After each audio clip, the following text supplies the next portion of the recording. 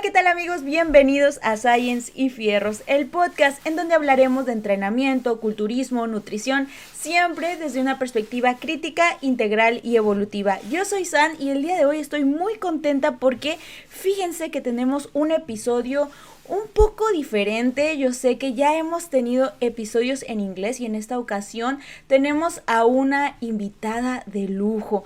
Para todos aquellos que se les dificulta un poquito esto del idioma, pues los invito a poner en YouTube los subtítulos a los cuales pueden recurrir para que puedan disfrutar de este gran episodio, ya que en esta ocasión Lau le va a tocar entrevistarla, así que yo los dejo con Lau. Espero que disfruten muchísimo este episodio que les trajimos con mucho amor y entusiasmo para todos ustedes. Y bueno, los dejo, disfruten.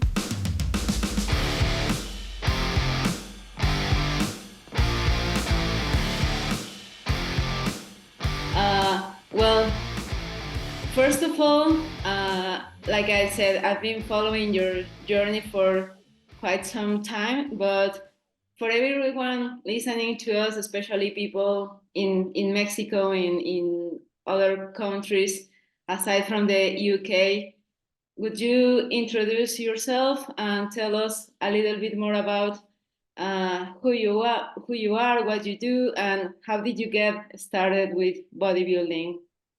Yeah, definitely. So I'm a competitive natural bodybuilder. My name's Zena, by the way. And I did my first competitive season in 2020. And then my second competitive season was last year in 2023. Before my first season in 2020, I'd been bodybuilding for about a year and a half. And I got into it because my boyfriend also does bodybuilding. So he kind of got me into it. And yeah, currently back in an off season now, with plans to compete in most likely 2026. So I think, with natural bodybuilding, big off seasons, I do generally think that, they're really helpful. So it seems to be every 3 years on stage for me so far. But yeah, I absolutely love everything about the sport and genuinely just, love just seeing other people doing it as well.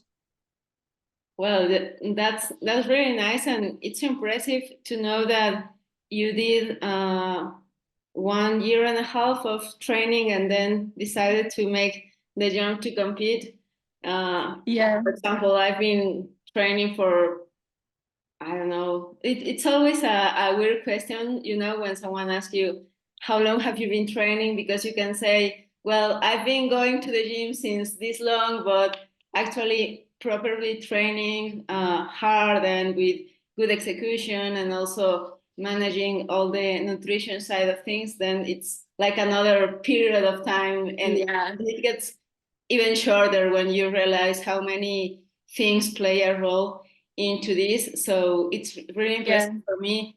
I can tell that you really responded well to the training, and that may have something to do with the things that you've done prior bodybuilding. So I know you were a professional swimmer for since you were very, very, very little. So Yeah. which are the things that you think carry on from that professional sport that you practiced into bodybuilding that probably made it easier, not only in the muscle growth part of things, but also like, the mindset, because we know Yeah. bodybuilding is a 24-hour day, 24-hour sport. So Hmm. I guess there's Yeah. something there. Yeah, no, definitely. I think swimming actually, I know a lot of bodybuilders, they started in a sport kind of like swimming.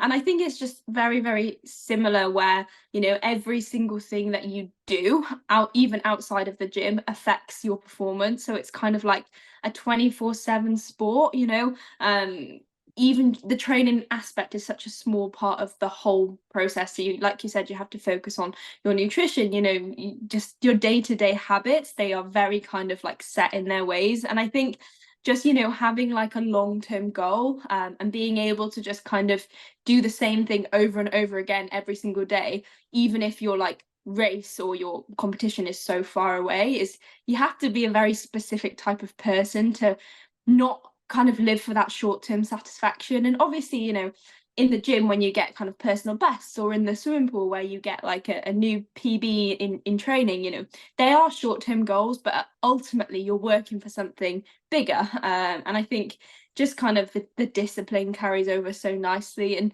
just being able to completely kind of focus your attention on like something. I think, you know, it's just in like my bloodstream. Like after I quit swimming, I needed another type of sport that just did the same thing for me. And yeah, I just, obviously bodybuilding was the one. But like you said, it's really funny because when people ask me like how long have I been training, I'm the same as you, where I've been training for a while, but each year I think, you know what, I've only really just learned how to train properly. Like this off season, I think my training has like stepped up a level, which I never really knew how to reach before. But then my first or second kind of year of training, I thought I'd be really, you know what I mean? I thought it was really good then. And then every time you learn more, you realize that, you know, actually, I wasn't doing this as well as I could have. So maybe I've only been training properly for a year. But I definitely think like doing sport definitely set the kind of scene for bodybuilding. And like you said, you know, you already have straight shape, muscle structure from doing sport, so that it does carry over quite nicely.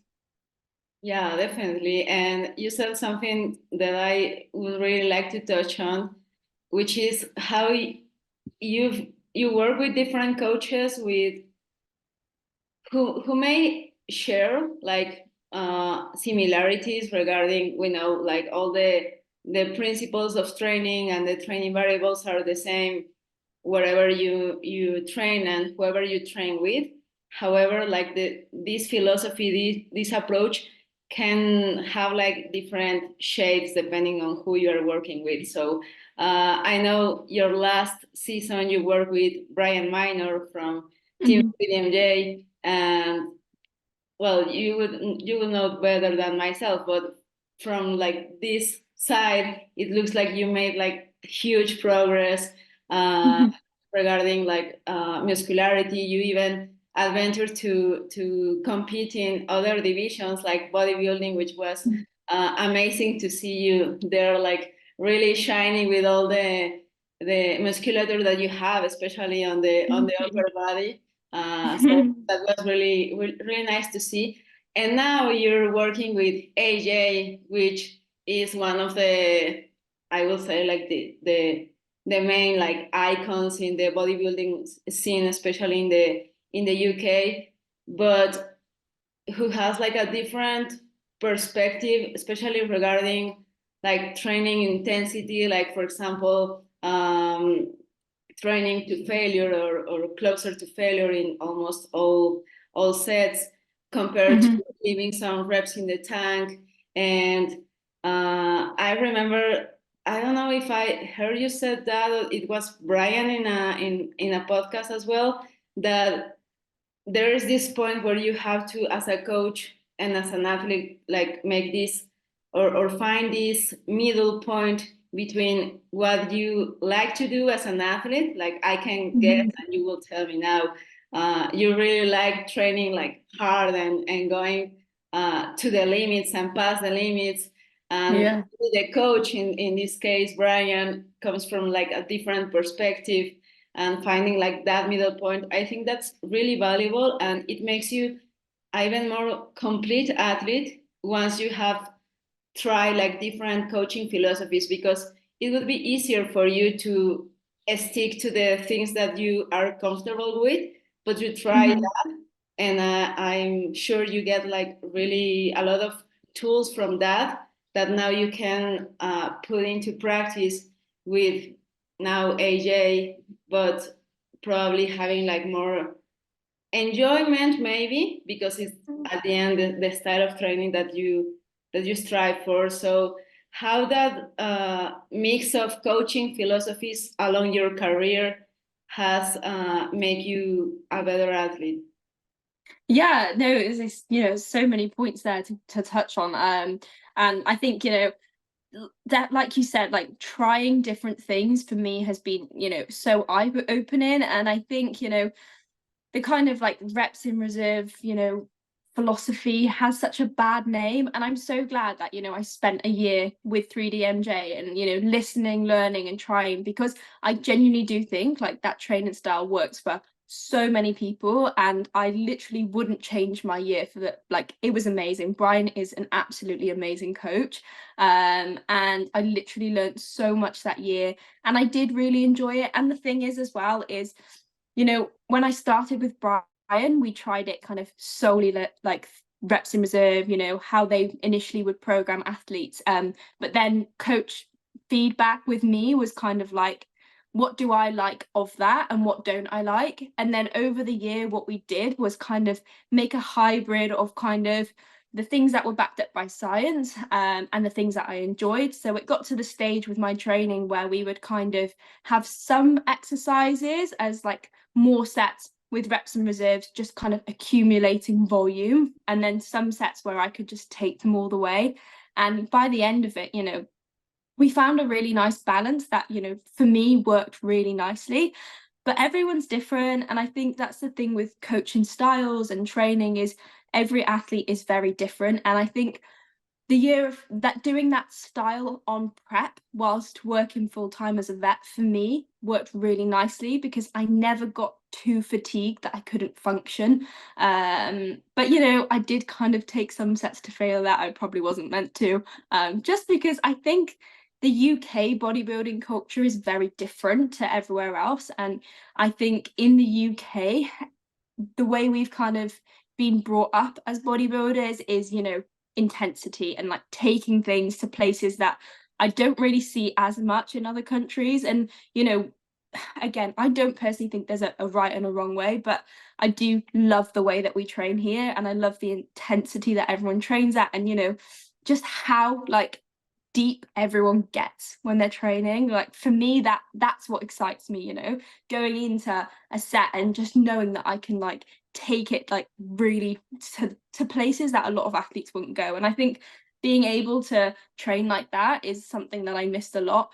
But more so, you know, I think now with the move to AJ, obviously I'm learning loads of different things, but it's also just nice because I know that I can see him in person, whereas when you have an international coach, you never get that opportunity. And I do think kind of now I'm progressing as an athlete, having that kind of in-person feedback will be really beneficial as well. So, you know, would never have anything bad to say about any of the coaches I've had. But like you said, it's just really nice to be able to learn from different people and try different things. And at the moment, I'm super happy with kind of where I'm at. And like I said, you know, just the training for me, it's going well. But yeah, it is different, isn't it? I think it depends what you surround yourself with. And even probably if you look at like who we follow, everyone I follow trains pretty much the same way. Whereas, you know, if you were kind of abroad, I think your following would be different. So what you're exposing yourself to would be different. So yeah, it's a hard one, isn't it?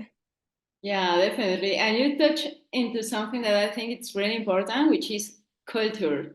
So yeah, you guys have like all this history with Dorian and Jordan Peters, who is also a big figure in the UK. And I've been in the UK once. It was only like two days. I couldn't even say that I've been there. And I wasn't into bodybuilding at the time, but now I'm like, I need to go there. I really admire how, at least what you can see on the videos, for example, in the blogs from in the NBW site, how everyone is like so into their training and with no distractions. So with a really high focus, and that's something that I really admire too. Personally, I have found over the years that I really like to push things like really, really, really hard.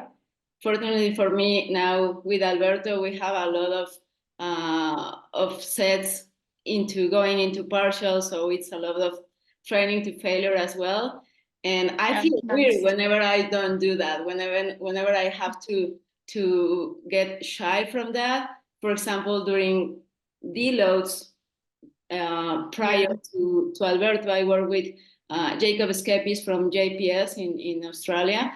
And I had more, for example, during deloads, I had to take out some sets, but also like to add reps in reserve, and I didn't enjoy. I hate deloads because of that, because it's like I don't want to go to the gym to just like do half-ass training, you know. So I think it's really important to value how you like to train, and you can do that only by working with different coaches and finding at the end the blends, because it's always a blend of styles that you really strive for. And another thing that I know is really valuable also, especially when you're competing, there's never gonna be anything like having your coach in person that can see you, especially like I said, at those final stages of prep, when that having that ISO skill can make the calls in a efficient manner. So I guess that's another point. Definitely. No, I was just gonna say, I think both my 2020 prep and my 2023 prep, like on show day, I've never had a coach there. Obviously my boyfriend is a bodybuilder, and you know, he made the show day absolutely amazing, and if there was any kind of things I needed, you know, he would be there for me. But I definitely think, you know, it was something that I missed, just having kind of my coach there on the day. And I know Brian, you know, if he could have been there, he would have loved to have been, but you know, it's not a 1 hour drive, it's a pretty long flight. So you know, I do think I am excited to kind of have a show where I know a coach will be there, because like you said, even just stress, I do get really nervous. Even though I've done it before, I do get nervous, and it's just, you want someone to kind of reassure you in person that we've done everything and there's no changes that need to be made. So yeah, I'm excited for I'm already excited for the next prep, but got work to do before that.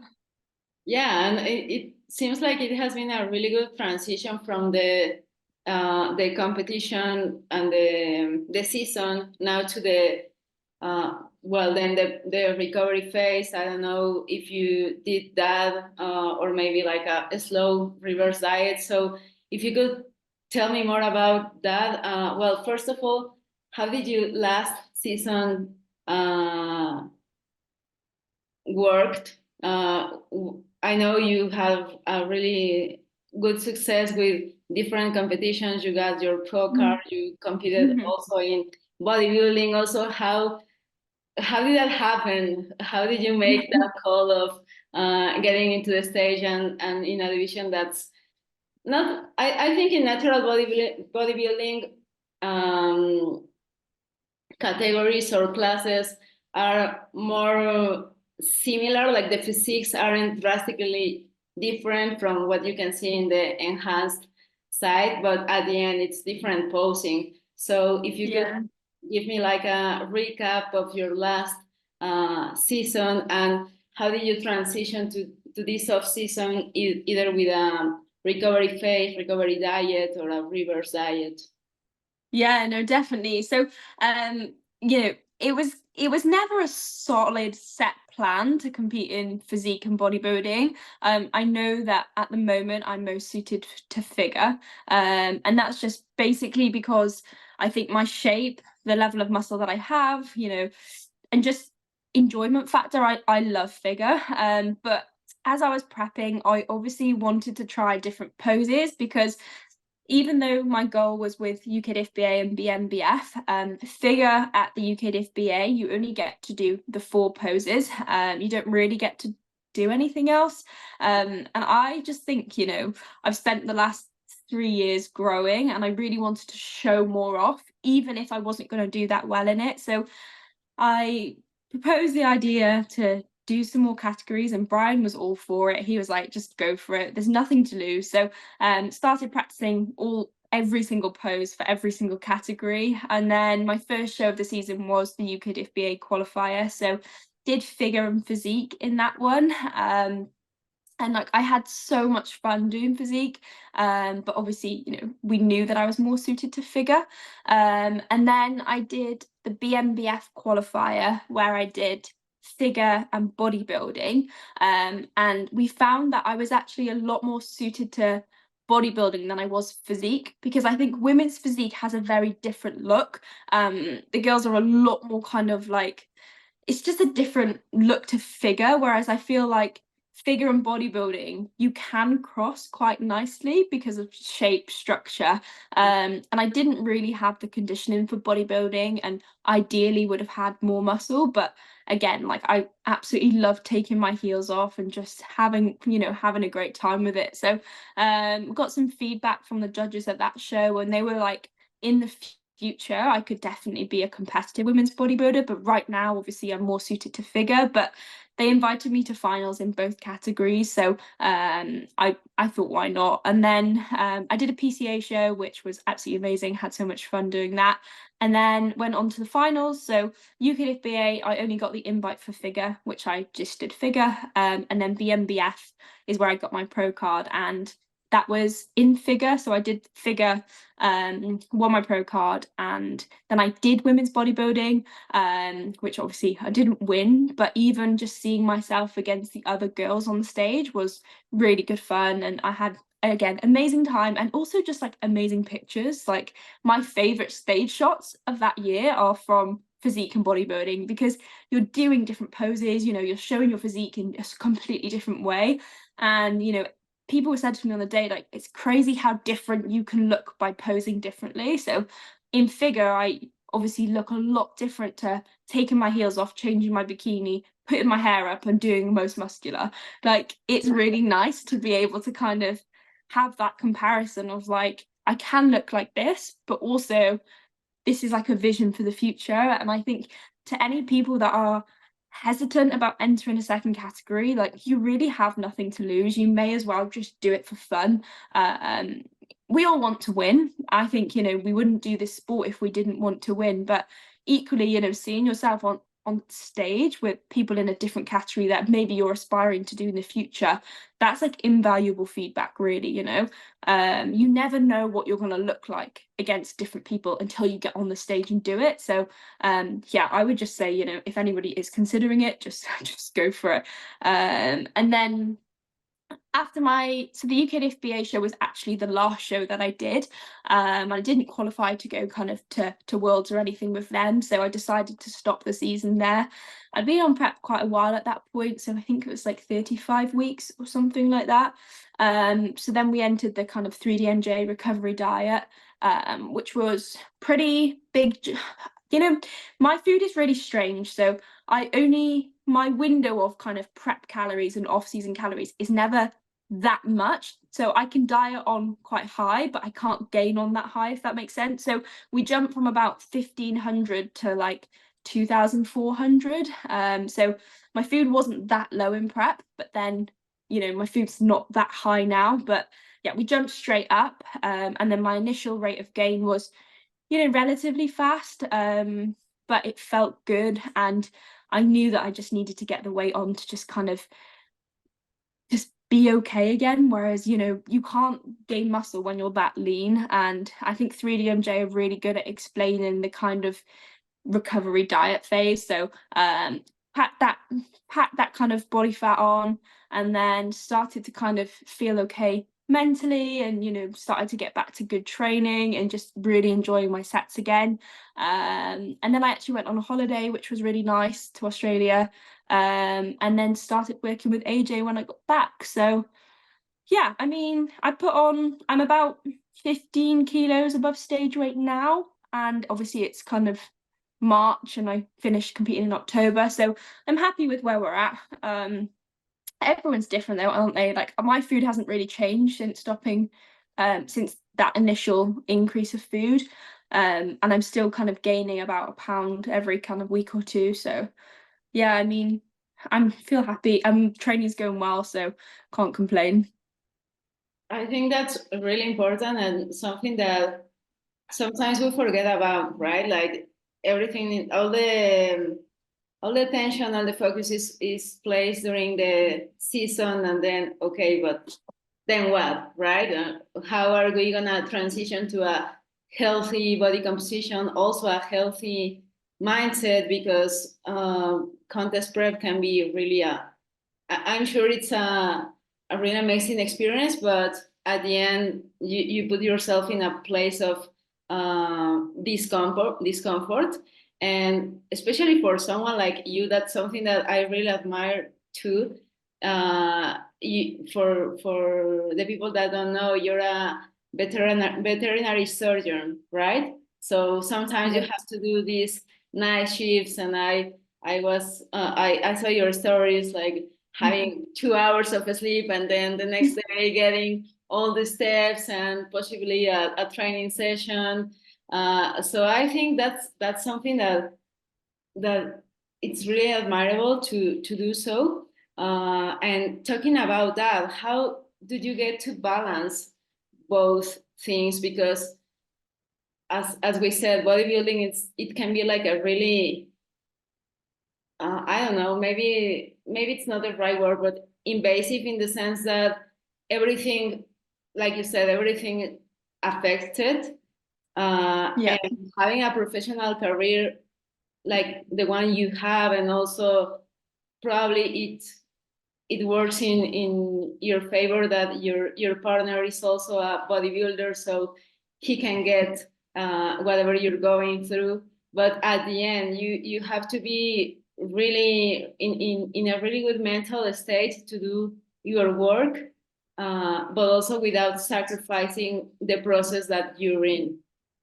Yeah, definitely. Well, I think, that was one of the like amazing things about the prep last year was we did it so slowly. Like, even though it was a 35-week prep, since the first kind of macros that were set and expenditure and everything, we didn't make a single change for like over 6 months, because we just did it kind of, my body responded really nicely, and every single week I just lose just enough to keep us ticking over, and it did protect kind of my like brain function. I was never in a huge deficit, every time that we started to kind of feel like I was getting too fatigued or my mental capacity was dropping, we would either kind of implement a refeed, or I would book time off, like annual leave, like for a day, just to kind of catch up, or we would adjust kind of training and things like that. And I think the biggest thing for me was there was never,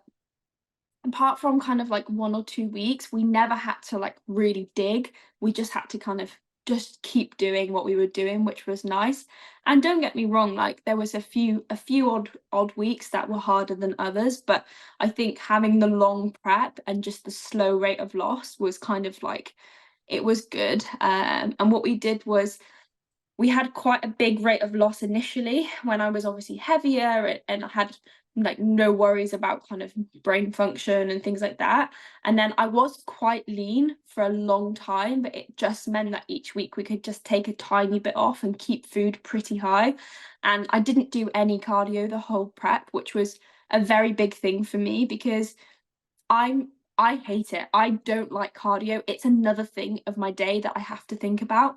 And don't get me wrong, like if we needed to put it in, I would have happily have done it. But the fact that we managed to do the whole prep, get stage lean, whilst keeping food at a pretty high level and not doing any cardio, just meant that it allowed us to be able to kind of stay as kind of mentally sane as possible, really. And I couldn't ask for a smoother prep. It was genuinely like a really, really good prep. And it was parts where I was super tired, but you just have to kind of, as long as you plan really well and prep your food and stay on top of your steps in the day, then it's fine. Whereas some days, I couldn't be bothered going for a morning walk, so I'd go to work and then I'd get home and I'd have like 7,000 steps to do. And those were the days where I was like, wow, this is hard. But that's because I didn't kind of plan my day well enough. And then I'd be like, right, I'm not doing that again. So then I'd be really good for a few days, and then I'd be like, right, okay, I'll just do my steps later. And you always regret that. You're like, I should have done them this morning. Like in the moment, you're just like, I don't want to have to wake up an hour earlier, but then doing them after work is like the hardest thing.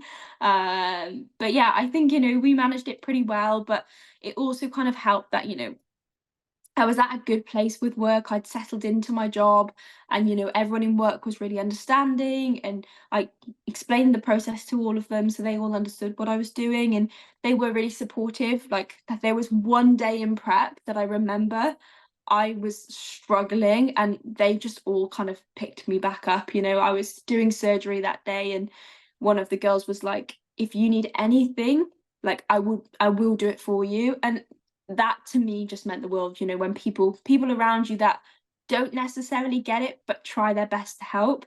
I think that's just like such an incredible, I'm so lucky to have that. I think with my workplace is that everyone was just, they were always there for me, which I do think it makes a difference.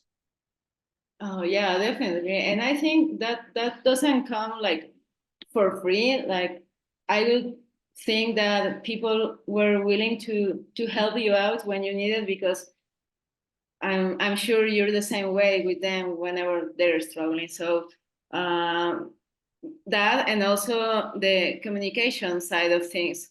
If you don't, maybe people are not gonna understand what you're doing and why you're doing it. At the end, for us, it's like a really normal, but at the end, when you take a step back, and the behaviors that we have even without prep sometimes can be like weird for most of the people, but at the end, if you're honest and you explain to the people that are that surround you why is this so important to you, people are generally gonna respond well. And I think that's another big takeaway that people can take from this conversation, that it all comes down to good communication, both with your coach, as you had with Brian.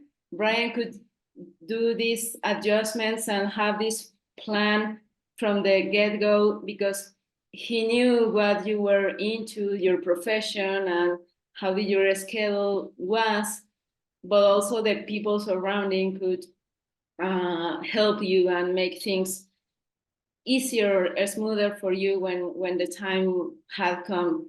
For example, I also remember once you uploaded a story where you were at a wedding, and that really resonated with me, because well, maybe you can tell the story better. I think that would be Yeah, no, so I was midway through prep, and it was my cousin's wedding.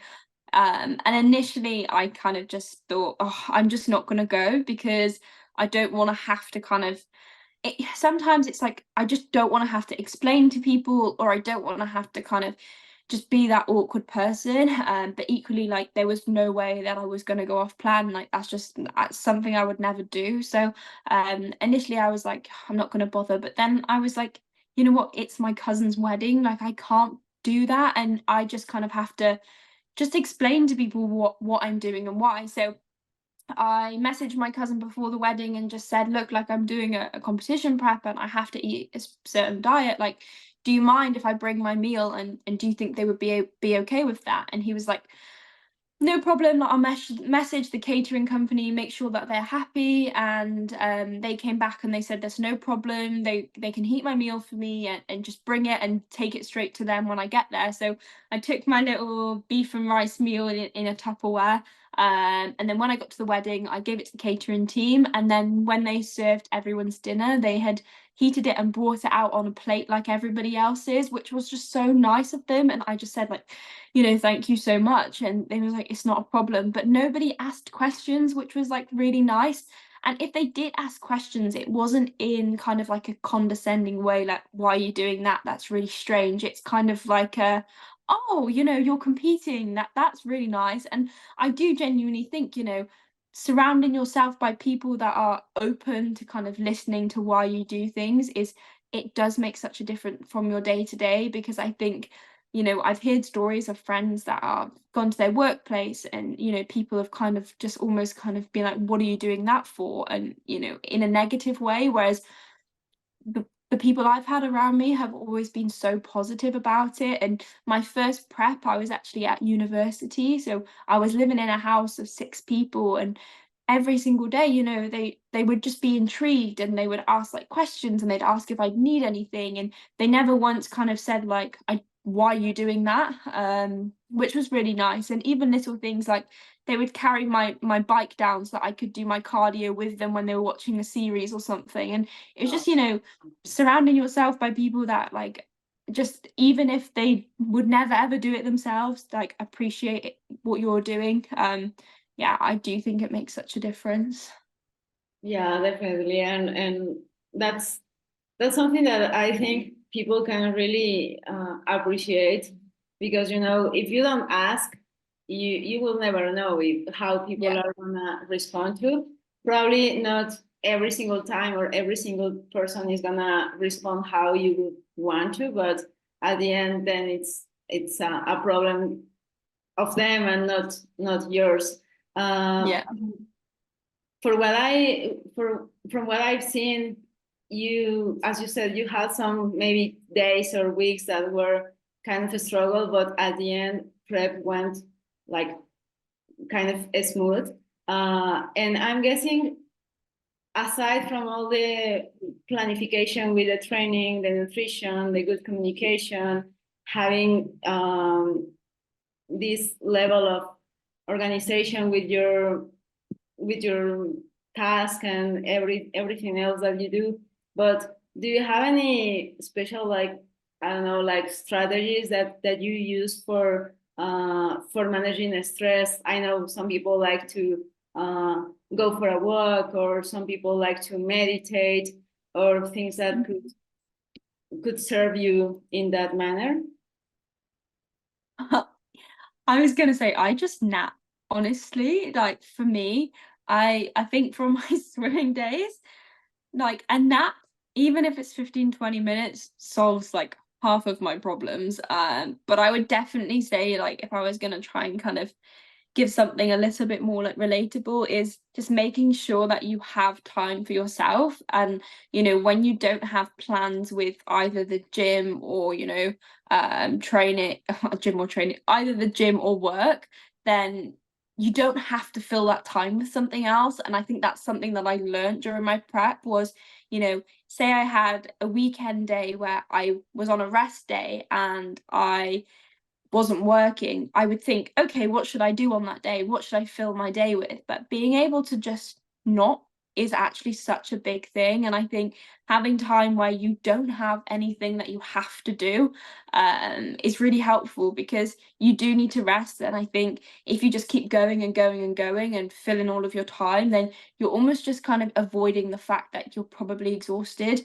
And just kind of letting myself feel tired on those days is something that I need to do. Like today, I had a day off work and it was a rest day, and just I've been exhausted pretty much all day, and I'm not on prep, but you know, it's accumulation of work and training, and just allowing myself to be tired today means that I know tomorrow, where I am on a training day, I can kind of go back in and ready to attack it. Whereas if I try to kind of do everything today, push myself and do hundreds of different things, that fatigue is just going to accumulate and it's going to hit me at some point. And whether that's through illness or whether that's just, you know, bad training or, you know, bad work days, it will hit you. So just kind of, yeah, taking those days where you can have no plans. And I don't mean just like sit on the sofa and do nothing all day. Like I've been to the shops, I've walked the dog, and just, but I've not had to do anything, which I think, yeah, I definitely recommend. Yeah, that's something really powerful, and I can really relate to that and benefit from. I'm gonna listen to this fragment of the episode several times, probably, because I'm also one of those persons that, well, I'm an online coach myself, and I've been doing so for the past 8 years or so. So, you know, with this profession, it comes like this thriveness of always doing something, and because you have to do everything, like the programming and the marketing and the sales and all of that. Yeah. And sometimes if I don't pay attention, I end up filling my day, even if it's a rest day, with things to do to get work done ahead, when in reality what I need to do right now is take the rest day, so I can, like you said, it doesn't matter if you're not in prep. At the end, we're always getting in fatigue from work, from relationships, from the training. So I think sometimes the best stress management can be just do nothing, or don't do anything that's planned. Just do whatever you feel like doing so in that day. And honestly, just like even just taking yourself like out to get a coffee, like on prep a few times, what I would do is just like go to a coffee shop and sit and just have a coffee there, and not have it like in a takeaway cup rushing around, and just being able to kind of sit down and just, even just go through, my check-in photos with like a coffee in a coffee shop is just, for me, like that was so peaceful. And I'm not someone that kind of likes reading, and I'm not really into kind of like meditating and things like that. So for me, kind of those moments were the moments where like I could just shut everything else off, which I think everyone needs to kind of find what works for them. Yeah, definitely. Like you said, not everyone is gonna respond well to the same tools. Like, for example, meditating is something that I know many people do. I've tried it for quite a while, but it ended up being something like another thing to do, like in my day. And at the end, I didn't enjoy it because of that. And I'd rather just go for a walk, or I have two dogs and two cats. So here we have the pets as well. So that's like my best stress management tool. Yeah, I agree. And now that you said the thing about naps, another thing that really amazed me is that you didn't have like any sleep disruption during your entire prep. And it's crazy how to know how all of us can be kind of an outlier in a sense. Like, for example, that thing about sleep disruption is something that happens to most people, I would say. And if everyone would ask you, oh, what did you do to keep your sleep intact? And you didn't do anything. It's just like you were born. Yeah. Honestly, like I don't wear blue light blockers. AJ's gonna shout at me, but I don't wear blue light blockers. I don't take any sleep supplements. I don't take any.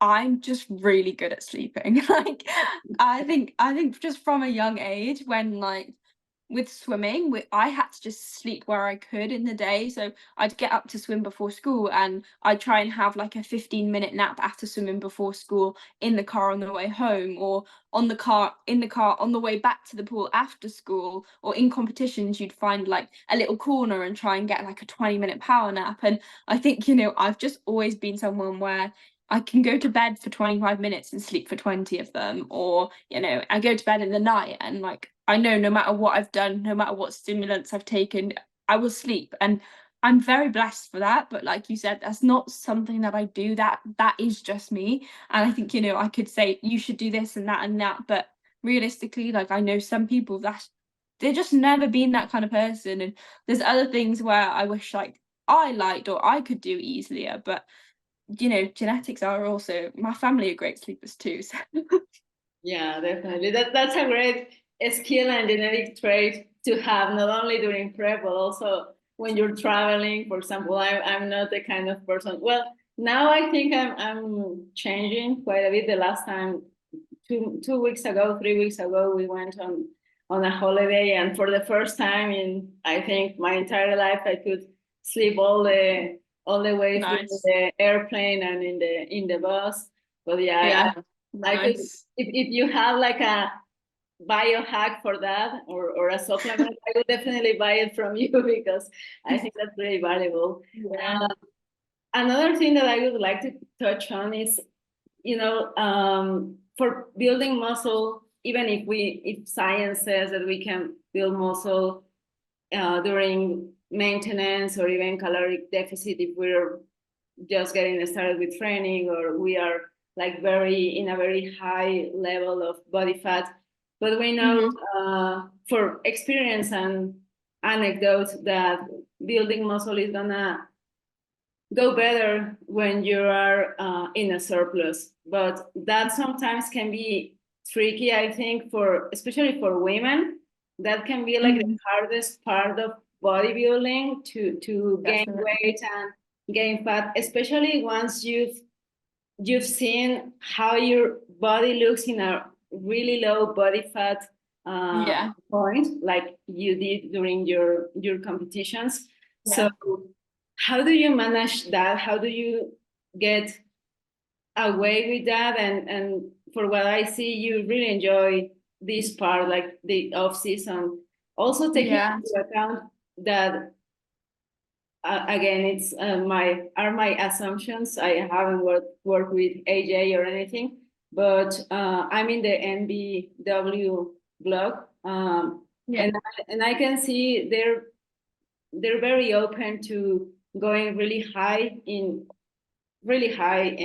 body weight during the off season, Yeah. for the purpose of getting really good performance in the gym. And sometimes people like in other sides of the world, or with other coaching philosophies again, could say, oh no, that's useless, because at the end you're gonna have to drop all that fat, and you're gonna make the prep even longer, or you're gonna have to do like a mini prep prior the prep. So at the end it's just wasted time.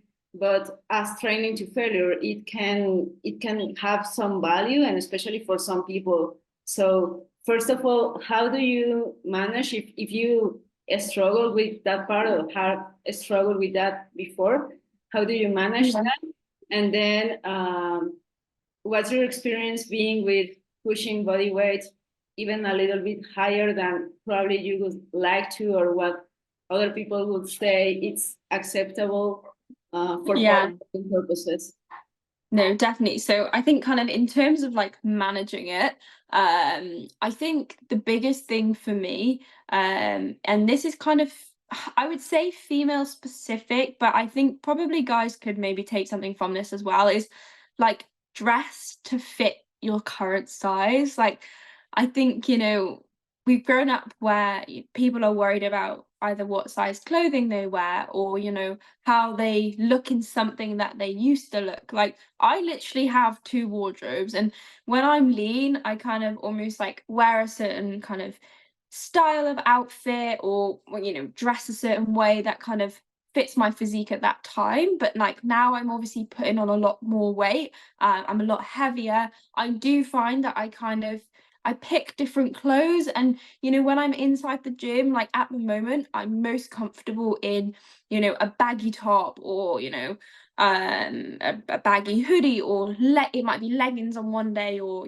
shorts and a hoodie on the next. And I think when I'm in the gym, like I know that I'm there to perform, and sometimes I do kind of get a glimpse of myself in the mirror, and sometimes I think, yeah, like I look really strong. But you know what it's like in bad lighting, when you look in the mirror, you're like, oh wow, I look like I've taken this a bit too far. But honestly, like I just look away and carry on with my training whilst I'm in the gym. And I think not over analyzing your physique is really important. So I take my physique shots, I send them to AJ, and I don't kind of go zooming in like looking for cellulite or lines, because that right now isn't my goal. Like my goal is ultimately to build muscle, and the way I'm going to build muscle is by my performance in the gym. And I know that this body weight is allowing me to perform in the gym. So it's kind of like a conversation and like your internal dialogue, where in your brain you have to know kind of, if you're truly in this sport for the right reasons, then I think it's almost impossible to really struggle, because you know that what you currently look like is allowing you to do what you need to do to get to where you need to be. Whereas if I was constantly dieting, that's just taking time away and taking potential away from a physique that I could be presenting in a few years' time. So I think the way you kind of, your perspective on what your body weight is doing is managing that, is like managing how you feel. Like obviously sometimes, especially when I wear normal clothes, say me and Ethan are going somewhere and I put on kind of like more feminine clothes, that's when I feel bigger sometimes. But again, just dressing clothes wise to my current shape, like I think right now it's really nice because I have a lot more curves and I have shape to me. I'm not just like up and down. Whereas when you're stage lean, like yeah, it's really cool, you have veins on your abs, but you know, you have no bum, you have, you know, if you don't have a pump, you look like, you know, a child almost. So I think, yeah, like just kind of picking clothes and things that are suited to me is something that I think is really beneficial. And like I said, just not over analyzing kind of what I'm looking like. I think that kind of mentally helps. And then the second part to that, I think, obviously going back to it again, but I think it's just a culture thing as well. I know kind of, you know, everywhere other than UK prefer to stay leaner, and purely probably for the fact that obviously when you get past a certain level of body fat, it's probably no longer productive, in the sense that, you know, you have, it's kind of like, you know, if you have no body fat, you not really in a position to gain muscle, then the curve kind of goes all the way up, but then you can get to the point where more body fat isn't any more beneficial. And I think, you know, outside of the UK, that line seems to be them preferring a leaner physique, and it's kind of like either holding that physique at maintenance for longer or dieting sooner. But in the UK, I find kind of people do get to heavier body weights, but then, like you mentioned, I think it also kind of correlates with the training style. Is you need that body weight to be able to really take those lifts to like a different kind of place. And I think it's a lot more, it's almost like a lot more accepted to be heavier in body weight. But I do think, you know, maybe people do still take it too far. But as we've mentioned quite a lot of times already, is every single person is so different. You know, what, you know, is 30 kilos on someone that is really productive might be really unproductive on somebody else. So I know for me, kind of like my sweet spot is probably about the 70 kilo mark, and that's about 17 kilograms, so like 35-40 pounds above stage weight. That is where I feel like I perform my best. I'm hormonally in a good place.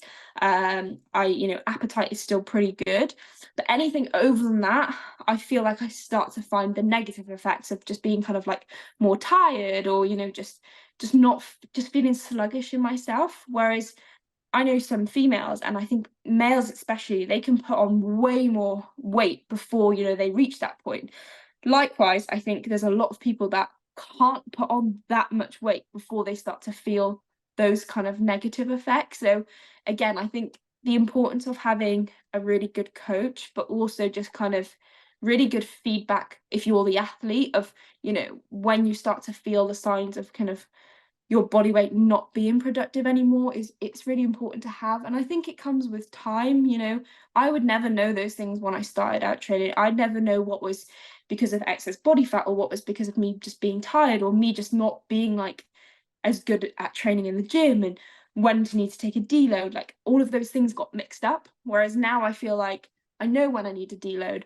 I know when it's kind of my mind that's not letting me progress in the gym. I know when my body weight's limiting me. I know when my body weight's, you know, the opposite way. So there's so many parts to it. And I think, you know, a lot of people think that there's just one method and that's it. And I think from having different coaches, and like you said, like being on different member sites and just learning from different people, like that norm is so different for everyone. And I just think, you know, as long as you understand why you're doing what you're doing, then, you know, you can't go that far wrong.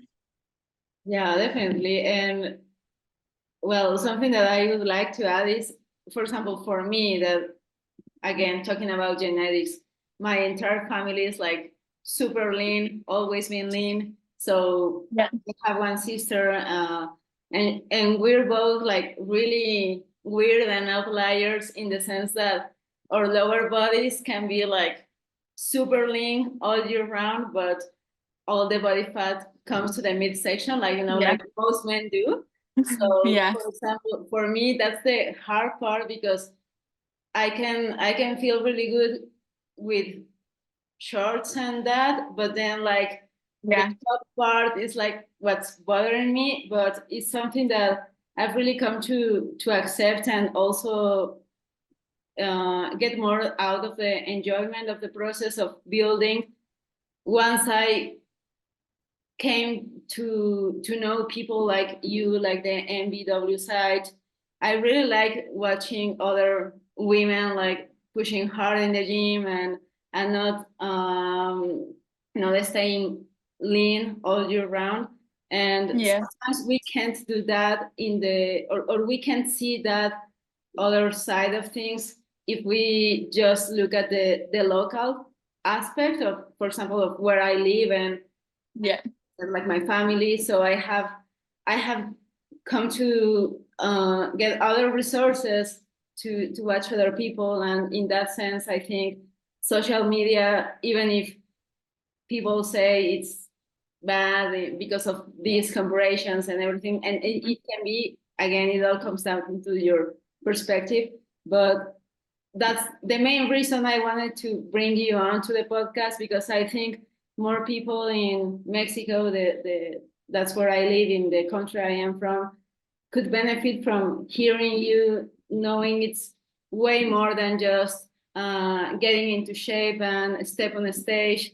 There's aside from it. And at the end, I think the biggest message, well, there are many, but one of the biggest messages we can take from this conversation is that because as you said, you wouldn't know that your body responds better in these ranges of body weight if you will always stick to being on the leaner side. It also comes down to the culture, and at the end you're gonna feel more comfortable when things are familiar to you. And that also comes with the geographics and everything else.